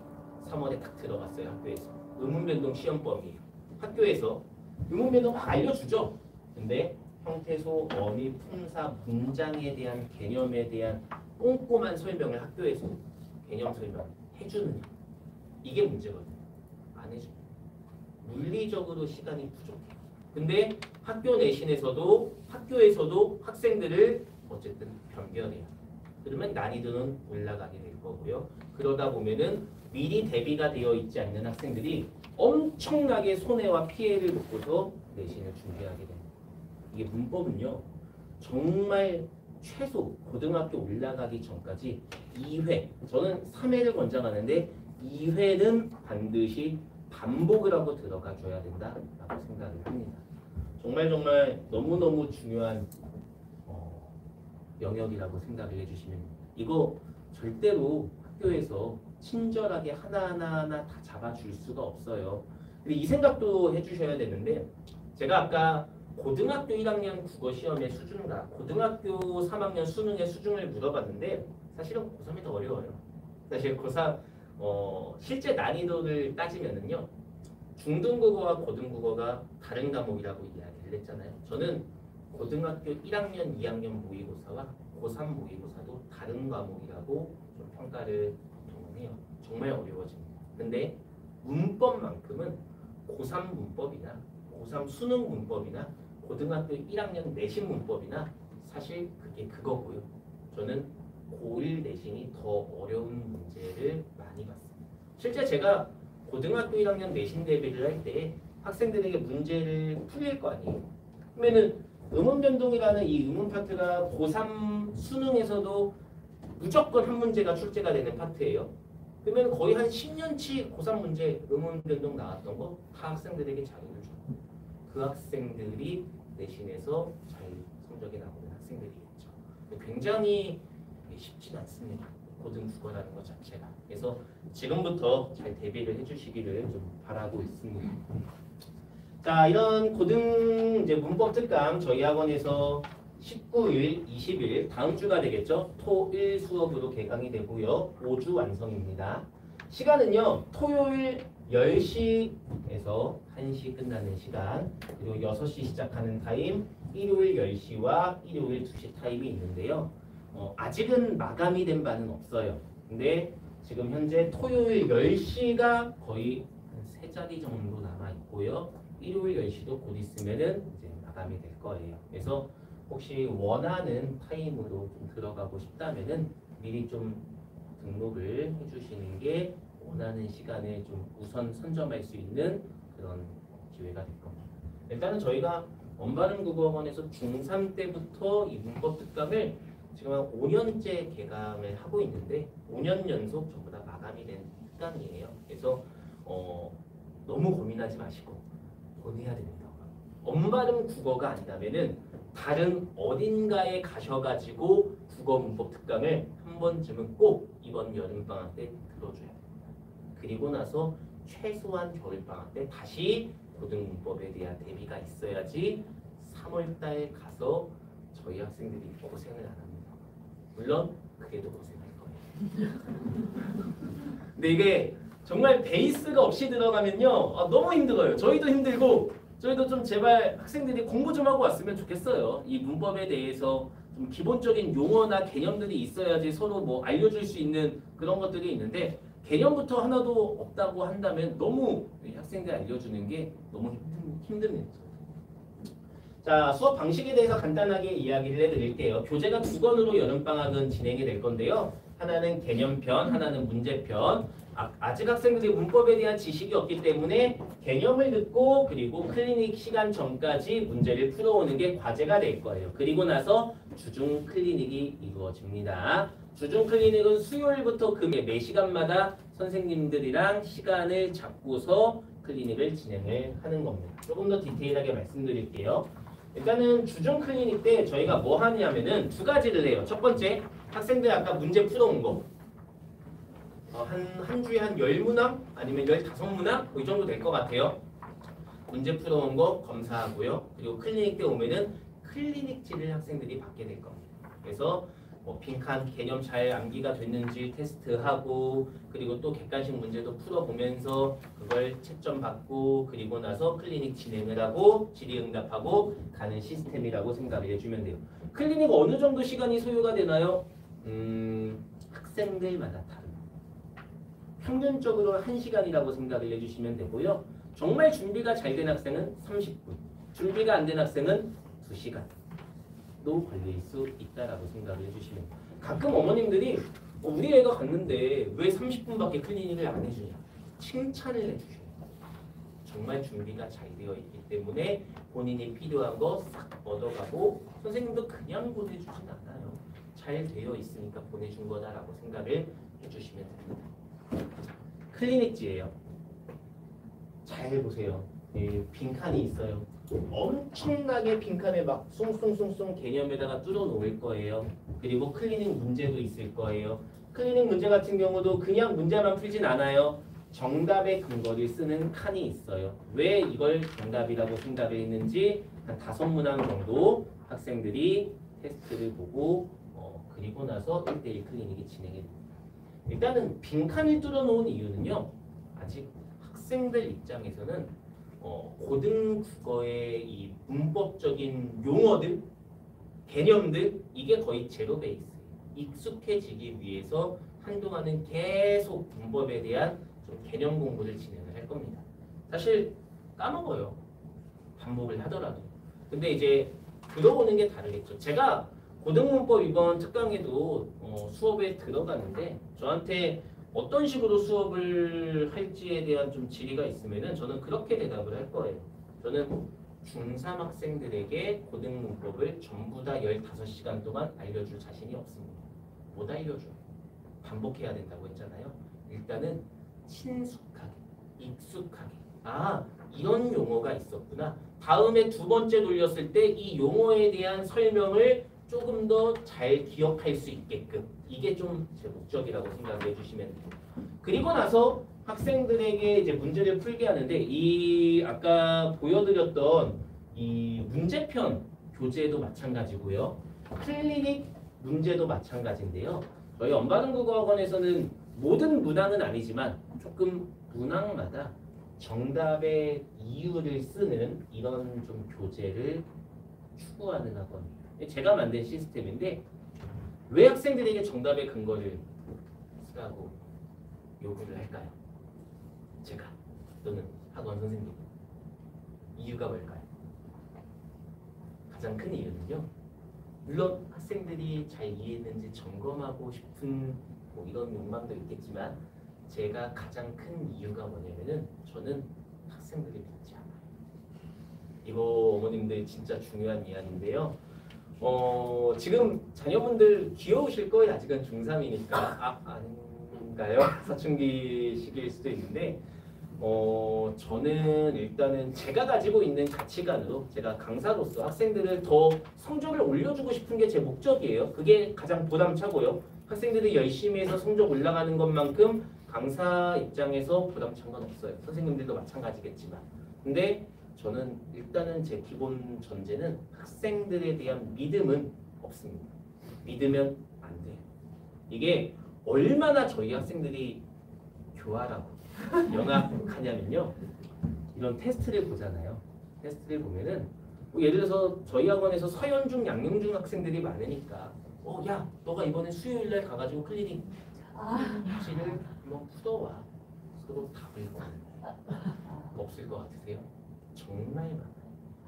이게 참다 제가 안 돼가지고 저도 얘네들을 어떻게 하면은 내가 정확하게 평가를 할 수 있고 사실 좋은 학원이 뭐냐라고 물어봤을 때 학생이 제대로 공부할 수 있는 학습 환경을 만들어주는 게 이게 가장 중요한 학원의 역할이라고 생각을 해요. 학원을 다닌다고 해서 성적이 다 올라가는 건 아니에요. 하지만 학원이 해야 되는 기본적인 역할은 있을 거라고 생각을 해요. 저는 이제 그 역할 중에 하나가 학생이 좀 그래도 학습을 따라오는 그냥 뭐 베끼거나 숙제를 안 해가거나 클리닉을 안 오거나 이런 좀 규칙적인 거를 좀 최대한 조절을 해줄 수 있는 게 이게 학원의 기본적인 역할이라고 생각을 해요. 그래서 사실 정답의 근거의 내용보다 중요한 건 이 학생들이 그런 교활하고 영약한 생각을 하지 못하도록 만들어 놓은 일종의 장치입니다. 나중에 이거 만들어 놔도요. 학생들이 이 대단한 이유를 여기다가 씁니다. 어떤 식으로 씁니다. 어머님들이 상상이 안 되시는 그런 일들이 많이 일어나요. 정답이 5번이래요. 5번 체크를 했어요. 이거 어떻게 맞췄는지 모르겠어요. 정답의 이유를 보면은 똑같이 쓰는데 조금 요약해서 써요. 물어보면은 잘 모르겠네요. 이게 정말 많이 일어나는 일이고요. 학생들 입장에서는요, 어머니 학원을 다니면서 학습을 하고 열심히 공부를 해서 성적이 올려야지 이런 목적을 가지고 있는 학생들도 있지만 또 많은 학생들은 빨리 오늘 클리닉을 가가지고 빨리 집에 가가지고 끝내고 빨리 집에 가서 게임해야지 핸드폰 해야지에 대한 목적의식이 대부분은 더 강합니다. 이런 것들을 조절해 줄 수 있는 이런 장치라고 생각을 해주시면 됩니다. 그 다음에 또 왜 문법을 해야 되느냐라고 물어봤을 때 그냥 이것도 제가 즉흥적으로 하나 만들어 왔는데 고등학교 3학년 6월 모의고사 가장 최근에 봤던 그 모의고사에서 오답률 1위가 문법이었더라고요. 저희 학생들 아까 이제 입시제도 바뀌면서 선택 과목 폐지되면서 수능에서 문법을 피할 수 있는 방법이 없어요. 모든 학생들은 수능에서 문법을 봐야 돼요. 문법을 무조건 잡고 가야 되는데 그 문법의 난이도가 어려울 때 오답률 1위가 문법에서 종종 나오고요. 그리고 나서 내용도 보면은 뭐 이런 거예요. 기억, 니은, 디귿이 있는데 이 기억에 있는 문법 요소가 저희 이번 5주차에 배우는 수업 내용에 들어가 있고요. 니은의 내용은 4주차에 들어가 있고요. 디귿의 내용은 2주차에 들어가 있습니다. 그러니까 문법은요. 복합적으로 공부를 해줘요. 하나의 특정한 영역만 계속 파고든다고 해서 늘어나지 않아요. 그냥 한 바퀴를 잘 이해가 안 가더라도 쭉 돌려주고요. 그리고 그래도 어려워? 한 번 더 돌려주고요. 또 어려워? 또 돌려주면서 계속 학생들에게 익숙해질 수 있도록 암기를 하면서 할 수 있도록 가져야 되는 게 문법이다라고 생각을 해주시면 좋을 것 같습니다. 자, 그리고 나서 이제 가을 학기 5주가 끝나고 나서 저희 학원에서 이제 가을 학기가 들어갔을 때 지금 물론 중3 여전히 학원에서 중3 재원생들 대상으로 수업이 진행되고 있어요. 근데 이 문법 특강은 그 재원생 수업과는 별개의 수업이에요. 왜냐하면 재원생들은 계속 문법을 진행했던 학생들이기 때문에 그렇다고 생각을 해주시면 되고 일단 특강이 끝나면은 레벨 테스트를 한번 볼 거예요. 문법 문제도 좀 많이 넣어줄 거고요. 이 레벨 테스트를 통해서 레드반과 블루반에 분류를 할 건데 일단 뭐 레드반이라는 거는 S반 좀 상위권 학생들이 들어가는 반이다라고 생각을 해주시면 돼요. 실력적으로 보면은 뭐 고등학교 1학년 모의고사 기준으로 1등급 정도는 나올 수 있는 학생들이 S반에 들어간다라고 생각을 해주시면 됩니다.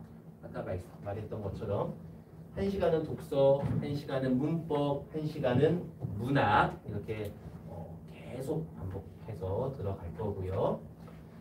이제 수업 방식은 문법하고는 조금 달라요. 예습 과제가 있을 거예요. 그리고 주말 수업이 들어갈 거고요. 마찬가지로 주중 클리닉이 있을 겁니다. 근데 문법 특강 같은 경우에는 방학 기간에 진행되는 거기 때문에 저희 학생들이 클리닉을 수목금 중에 시간을 하루 더 주중에 빼가지고 와줘야 돼요. 클리닉이 어머님들 정말 중요해요. 아직 저학년이기 때문에. 근데 이제 정규 수업 들어가게 되면은 주말에 끝나고 수업이 끝나고 클리닉이 진행되는 반도 생길 거예요. 그렇다면 문의를 주시면은 저희가 그때 안내를 다시 해드릴 겁니다. 문법은요 계속 반복되는 거예요. 아까 얘기했던 것처럼 15주 동안 가을 학기 동안 의문, 단어, 문장 계속 돌아가면서 결국에 1학년 내내 계속 반복적으로 돌아간다라고 생각을 해주시면 되고요. 이제 독서에 대한 이야기를 제가 잠깐만 드리면은 수능 국어가 어렵고 수능 국어가 중요하다라는 말은 아마 많이 들어보셨을 거예요. 국어가 중요하다. 근데 왜 수능 국어가 어렵냐고 물으면 수능 국어는요 문법이 어려워서 어려운 건 아니에요.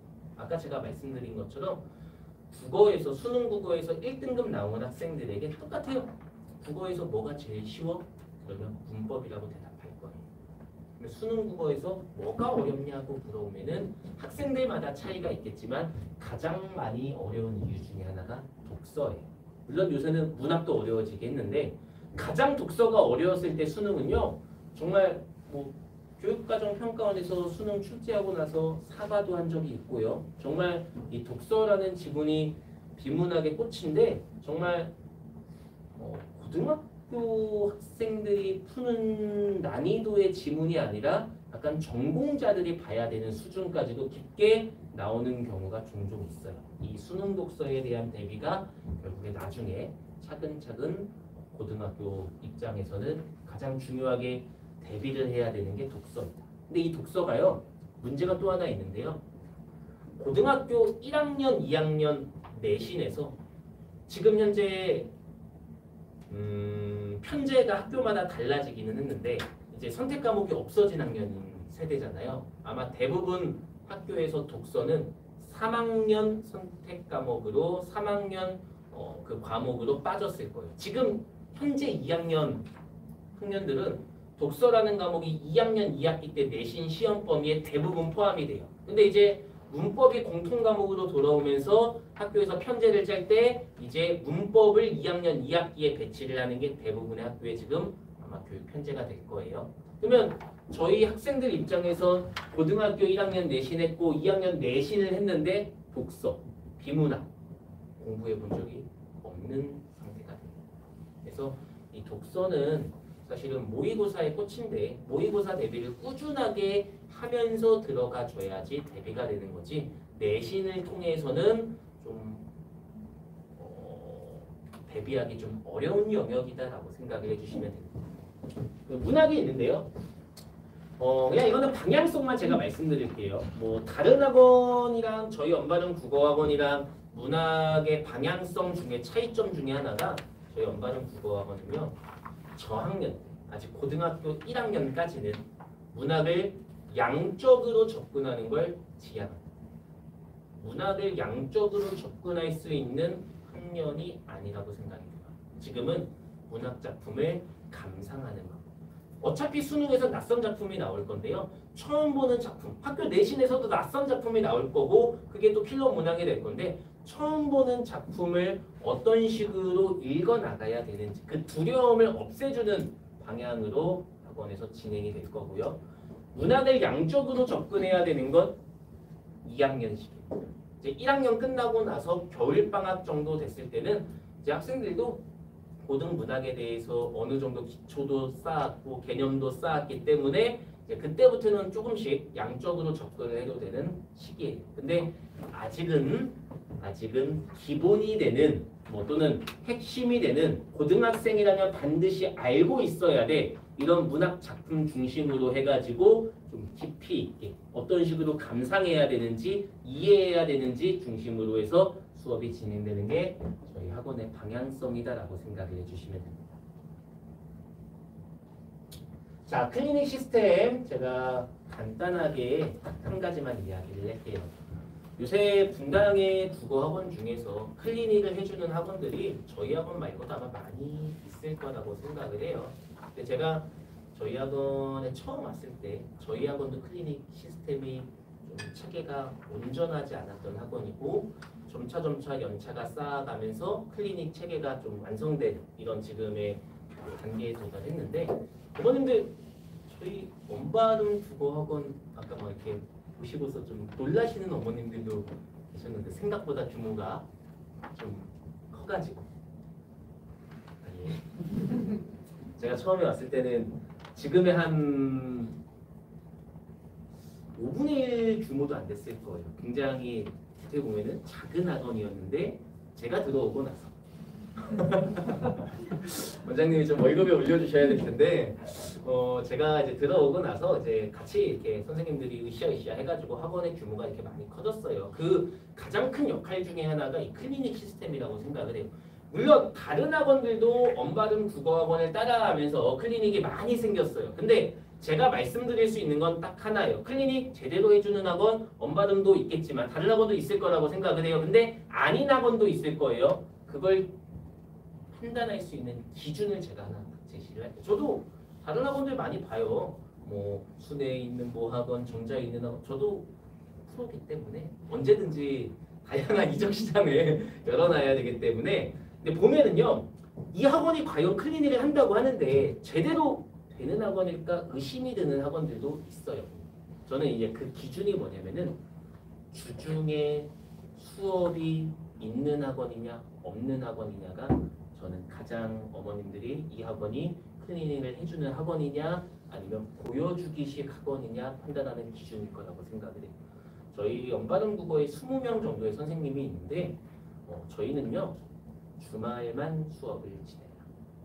그렇다고 주 2일째는 아니에요. 저희가 너무 행복하겠지만 그러면 주 5일째고요. 주 6일째도 뭐 종종 진행이 되는데 그러면은 평일날 나와서 선생님들이 도대체 뭐 하느냐 수업 하나도 안 해요. 오로지 클리닉만 진행해요. 이게 수업은 3시간을 만약에 평일날 뭐 6시부터 9시까지 수업을 해버리면 물론 저희 학생들 더 받을 수는 있겠죠. 근데 제대로 된 클리닉이 안 될 거라는 걸 저희는 알고 있어요. 그래서 주중에는 어떻게 해서든지 클리닉을 더 많은 시간을 확보하기 위해서 수업을 깔고 있지 않습니까? 저희도 많은 토론을 해요. 선생님들끼리 주중에 이제 클리닉 이게 주중에 클리닉을만 하는 게 맞나 수업을 까는 게 맞나 막 여러 가지 고민들이 있는데 결국에 언발음이 지금까지 이렇게 있을 수 있었던 가장 큰 이유는 클리닉이다라는 생각이 들고요. 클리닉이 왜 중요하냐라고 물어보면은 그거예요. 아까 제가 했던 말 똑같은데요. 학생들을 믿으면 안 되기 때문에 클리닉이 가장 중요합니다. 그러니까 단순하게 과제 검사, 질의응답 뭐 이런 것만 하는 건 아니에요. 학생들에게 저희가 질문이 없는 학생들은 물어보기도 하고요. 뭐 궁금한 거 질문에 대한 대답도 들어주고요. 뭐 여러 가지 일들이 뭐 개인적인 상담도 진행을 하고요. 정말 많은 것들이 일어나는 게 사실은 이 클리닉이다. 학생들이랑 선생님들이랑 어떻게 보면은 관계가 좋으면은 성적도 향상이 될 수 있는 레포 형성도 굉장히 중요하다고 생각을 하거든요. 그런 모든 것들이 클리닉에서 이루어진다라고 생각을 해주시면 돼요. 그래서 제가 이제 클리닉을 하면서 학생들한테도 종종 많이 이야기를 하는 것들 중에 하나가 어머님들도 이제 아시잖아요. 학원을 다닌다고 해서 성적이 올라가는 건 아니다라는 건 아시잖아요. 그러면은 제가 지금까지 수많은 학생들을 봤을 때 성적이 올라가는 학생이 있고요. 올라가지 않는 학생이 있어요. 국어 과목에서. 되게 중요한 건데 제가 지금까지 성적이 올라가는 수많은 학생들 중에서 공통점을 딱 하나만 뽑으라고 이야기를 한다면 하나가 있어요. 뭘 것 같으세요? 성적이 올라가는 학생. 어떤 학생들이 성적이 올라갈까요? 학원 안 빠지고 과제 잘해오고 성실하고 지각하지 않고 아니에요. 그런 학생들 넘쳐요. 그런 학원을 안 빠지고 클리닉을 안 빠진다고 해서 성적이 올라가지 않아요.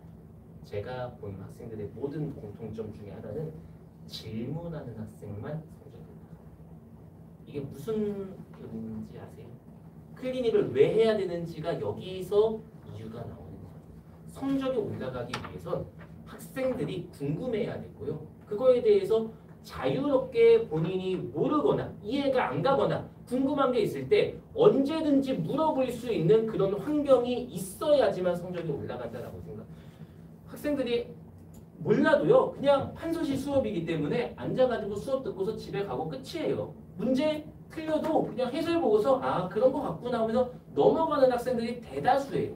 본인이 정말 성적이 올라가고 싶은 학생들은 물어봐야 되고요. 물어볼 수 있는 환경을 만들어주고요. 저희가 질문이 없는 학생들에게는 뭐 맨날 그러진 않겠지만 종종 이제 학생들에게 물어봐요.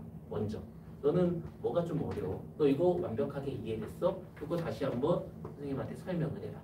이런 식으로. 이게 클리닉이다라고 생각을 해주시면 돼요. 자, 그래서 뭐 마찬가지로 정규 수업 때도 마찬가지로 테스트 보고요. 그리고 하나 차이가 있다면 모의고사를 한 번씩 볼 거예요. 매주마다. 정규 수업 때는. 일단은 가을 학기까지는 45문항을 가보진 않을 거예요. 80분 모의고사가 아니라 하프 모의고사라고 해서 40분 반 쪽에서 고등학교 올라가기 전에 예비 단계의 연습이 진행이 될 거고요. 40분 모의고사 보고 매주마다 클리닉 때 와가지고 이걸 가지고서 또 클리닉을 진행을 할 겁니다. 그래서 모의고사 풀고 학생이 온라인으로 성적을 정답을 입력을 하고 셀프로 채점을 해와가지고 그걸 바탕으로 1대1 클리닉 하는 게 연발음 주중 이제 이제 정규 수업 때 클리닉이다라고 생각을 해주시면 실제로 이것처럼 1대1로 학생들이 막 준비를 하면은 다 학생들 앞으로 와가지고 클리닉이 진행이 돼요. 클리닉 이런 식으로 진행이 되고요. 마찬가지로 클리닉 테스트 진행이 돼요. 자, 그 다음에 언바름의 관리 간단하게 말씀드릴게요. 학원에 오면은 학생들이 이렇게 번호를 찍어요. 부모님 번호 찍으면서 출결 문자 보내드리고요. 모바일로 이제 성적표를 확인할 수가 있어요. 매주마다 모의고사 본다고 했잖아요. 그 모의고사 성적 저희 학생들이 잘 보고 있는지, 어떤 좀 영역에서 좀 약점이 있는지 누적되면서 확인할 수 있어요. 저는 이거 진짜 중요하다고 생각합니다. 제가 어머님들한테 이야기하는 것 중에 저희 학생들이랑 이제 아마 깜짝 놀라실 거예요. 모의고사 성적 보시면은 본 적이 없는 성적들이 이제 고등국어다 보니까 고등학교 1학년 모의고사를 바탕으로 하다 보니까 모의고사 본 적이 없는 성적들 뭐 60점, 70점, 50점 막 다양할 텐데요. 성적을 가지고서 뭐라고 하면은 이거는 안 돼요. 싸워요. 그리고 학생들과 소통을 가로막는 하나의 가장 빠른 지름길이 너 왜 60점이야 이거고요. 학생들이랑 소통을 할 때는요. 이번에 60점인데 다음 시험에 70점이 나왔어. 조금 잘했다. 칭찬. 근데 60점이 나왔는데 어느 날 30점이 나왔어요. 좀 피곤했나? 이런 소통? 왜 졸았나? 이런 소통이 중요한 거지. 왜 못 봤냐, 잘 봤냐를 가지고서 이야기를 하면 끝나는. 근데 제일 중요한 건요. 누적하는 게 중요해요. 그러면은 가을 학기만 해도 15번의 모의고사, 학부 모의고사를 보고 들어가는 거예요. 그러면 그 정도 보면요. 데이터를 쭉 보면은 저희 선생님들도 학생이랑 상담을 할 때 수업했다고 해서 그 학생이 특성하는 거 아니잖아요. 클리닉 몇 번 했다고 해서 다 파악하는 것도 아니에요. 최소 한 4회, 5회 정도 시험 보고 어떤 문항 풀렸는지 보면서 그리고 클리닉도 해본 경험을 바탕으로 해서 우리 학생이 지금 어떤 약점이 있고 어떤 강점이 있고 어떤 식으로 좀 방향을 잡는 게 좋습니다라는 그런 상담을 하기 위해서 이 모의고사 온라인 성적을 계속해서 올려주는 게 중요하다라고 말씀을 드릴게요. 이거는 고등학교 1학년, 2학년까지 누적돼서 계속 기록이 될 겁니다. 자, 결석 시에 동영상 수업으로 보강이 되고요. 피드백 문자 보내드리고 그리고 또 하나 중요한 거 삼진 아웃제 과제를 안 해온다거나 무단으로 클리닉을 안 온다거나 뭐 이런 경우에는 저희가 부모님들에게 좀 반복적으로 하는 경우에는 연락드리고 퇴실 조치를 진행합니다. 뭐 이런 식으로 출결 문자 가고요. 클리닉 이번 주는 몇 시에다 가고요. 그 다음에 온라인으로 이렇게 어머님들도 성적을 누적해서 확인할 수 있습니다. 자, 마지막 언발음 결과 자랑 시간입니다. 사실 이거 중요한데 저는 뭐 이렇게 자랑하고 싶지는 않아요. 매년마다 다른 거고 어떤 학생이 저희 학원에 왔느냐 그리고 뭐 결과는 매년마다 달라지는 거니까 지금 현재 고등학교 1학년 학생들 대상으로 해서 한 14개 학교 정도 내신을 진행을 했는데 그 학생들 뭐 1등급 인원, 2등급 인원 뭐 이렇게 한번 조사를 해봤습니다. 근데 이게 사실은 결과보다 제가 오늘 진짜 아침에 기분이 너무 좋은 게요.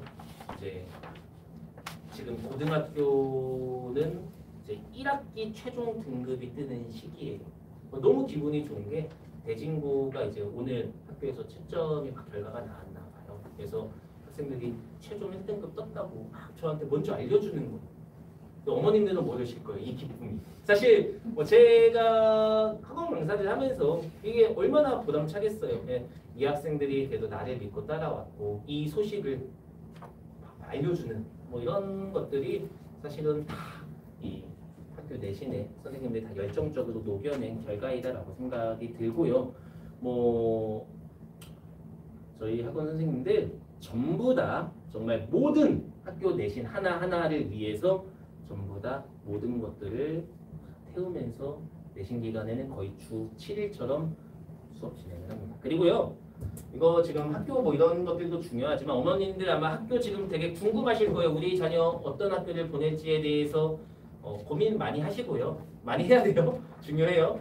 그 앞에 자료집에 보시면은 조금 한 15페이지 정도 보면은 학교별로 올해 학교별 국어 뭐 특징들 이런 것들 분석한 자료집이 있을 거예요. 그래서 고민되는 학교들이 있다면 우리 자녀가 뭐 예를 들어서 서영고를 가고 싶어요. 돌마고를 가고 싶고 대진고를 가고 싶어요. 그러면은 어머님들이 선택을 강요할 수는 없어요. 그 학생들에게 그래 너 지금 대진고하고 서영고하고 고민돼? 그러면 대진고 국어는 이런 형태래요. 서영고 국어는 이런 형태래요. 자료집을 보여주시면 되잖아요. 수학, 대진고 수학은 이런 거래요. 그리고 서영고 국어는 이런 것들이 제가 봤을 때는 어머님들이 해주셔야 되는 역할이지 않을까 싶어요. 선택은요, 제일 중요한 건 저희 학생들이 가고 싶은 선택을 가장 존중해 주는 게 나중에 후회가 없습니다. 마차이도 없고요. 그걸 최고 1순위로 생각을 해주세요. 자, 마찬가지로 아까 얘기했던 자랑입니다. 저희 재원생들 정말 수능 대비도 정말 쫀쫀하게 좋은 결과까지 계속해서 이어지고 있고요. 고등학교 3학년도 마찬가지예요. 저희 고등학교 3학년 학생들도 계속해서 좋은 입시 결과. 이 학원이 단 한 번도 정체되지 않았어요. 저희 엄바른 국어학원이 제가 오고 나서부터 계속해서 고등학교 1학년, 2학년, 3학년까지 해서 계속해서 좋은 결과로 입증을 하고 있고 결과로 보여드리고 있으니까요. 좀 믿고 보내주시면 안전한 학원이다라고 생각을 해주시면 될 것 같습니다. 일단은 무더운 이 날씨에도 좀 긴 설명회를 들어주셔서 감사하고요. 일단은 설명회는 여기서 좀 마치도록 하겠습니다. 들어주셔서 감사합니다. 궁금하신 거 질의응답 시간 간단하게 가지겠습니다. 뭐 바쁘신 분들은 먼저 나가셔서